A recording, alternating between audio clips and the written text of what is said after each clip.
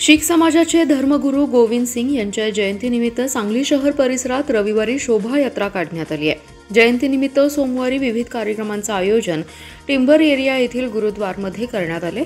शीख समाजाचे महागुरू गोविंद सिंग यांची जयंती सोमवारी साजरी करण्यात येणार आहे। या पूर्वसंध्येला शीख समाजाच्या वतीने सांगलीतून शोभायात्रा काढण्यात आली आहे। येथील झुलेलाल चौक येथून याला सुरुवात झाली।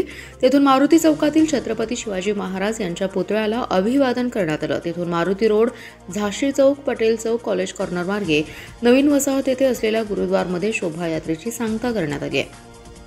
सोमवारी मोठ्या उत्साहात जयंती साजरी करण्यात येणार आहे। यानिमित्त विविध कार्यक्रमांचं आयोजन करण्यात आले। शोभायात्रेत शिवप्रतिष्ठानचे संभाजीराव भिडे गुरुजी, माजी आमदार नितीन शिंदे, हनुमंत पवार, सविंदर सिंग चड्डा, दत्तराय सिंग, हरदर सिंग, मनमोहन सिंग, हरजीत सिंग यांच्यासह शीख समाज बांधव मोठ्या संख्येने उपस्थित होते।